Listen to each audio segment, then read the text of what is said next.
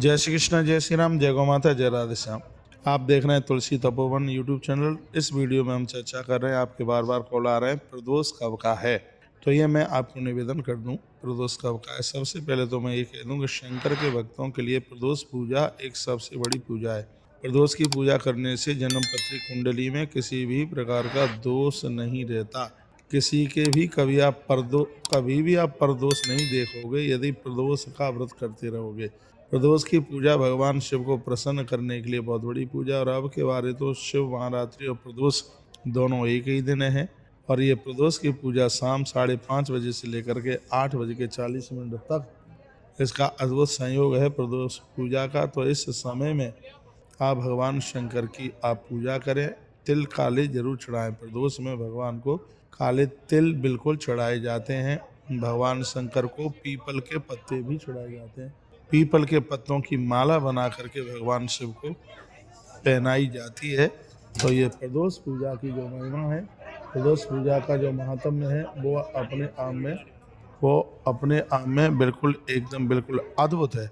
इस वीडियो में हम आपको चर्चा कर रहे हैं कि अब के बाद प्रदोष महिमा और ज़्यादा इसलिए बढ़ गई है क्योंकि उसी रात्रि में शिव महारात्रि भी आ गई है।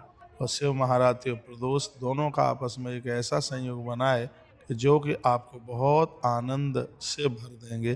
प्रदोष काल में भगवान शिव के ऊपर गन्ने का रस, भगवान शिव के ऊपर गौ माता का कच्चा दूध और गंगा जल चढ़ाने की बहुत बड़ी महिमा है। तो इससे आप ना चूकें। इसमें आप भगवान को पंचाक्षर मंत्र सुना करके जप कर सकते हैं। पास बैठकर उनका वंदन और पूजन आप कर सकते हैं।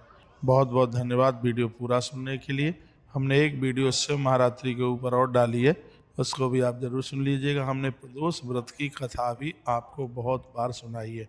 एक राजकुमार हुए थे और उन्होंने भगवान महादेव की कृपा से उस अनाथ बालक ने एक बहुत बड़ा राज्य प्राप्त किया।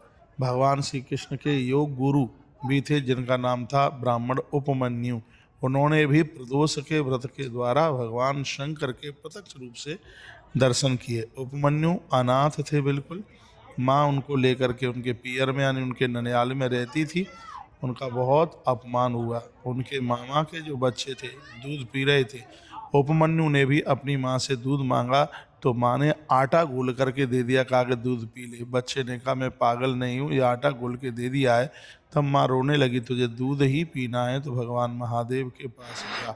उसी समय उपमन्यु ने घर छोड़ दिया और वन में पहुंचकर उन्होंने भगवान शिव की आराधना करी। उनकी साधना से प्रसन्न हो करके भगवान महादेव ने दर्शन दिए और कहा, बेटा दूध पीने के लिए आए हो, ये पीछे देखिएगा, ये सरोवर तुम्हारे ही लिए हैं दूध के भरे हुए। उपमन्यु ने कहा कि मुझे संसार की वस्तु नहीं, मुझे आप चाहिए। हे भगवान, हम आपसे पूछना चाहते हैं भक्त के ऊपर आप कौन सी पूजा से प्रसन्न हो जाते हैं। तब भगवान शंकर ने कहा, हे पुत्र, मुझे अपने बस में करने के लिए यदि सबसे सहज पूजा है तो प्रदोष की है। जो भक्त प्रदोष का व्रत करते हैं मैं उनसे कभी भी दूर नहीं जाता। और मेरा तुम्हारे लिए वरदान है कि स्वयं धरती पर द्वापर में भगवान श्री कृष्ण प्रकट होंगे, वो तुम्हें अपने गुरु के रूप में स्वीकार करेंगे। तुमने प्रदोष के व्रत करके मुझे रिझाया है, मुझे प्रसन्न किया है। हम तुम्हारे ऊपर अतिशय प्रसन्न हैं, हम तुम्हारे ऊपर बहुत प्रसन्न हैं। तो उपमन्यु ने प्रदोष के प्रभाव से, प्रदोष के द्वारा भगवान शिव को अपना मना लिया। मैं आप सबसे ये कहना चाहूँगा कि आप सभी भक्त प्रदोष का व्रत जरूर किया करें। बहुत बहुत धन्यवाद वीडियो पूरा सुनने के लिए। ऐसे हमारे साथ जुड़े रहिए, नई नई अपडेट प्राप्त करते रहिए। धन्यवाद। अपना ख्याल रखिए।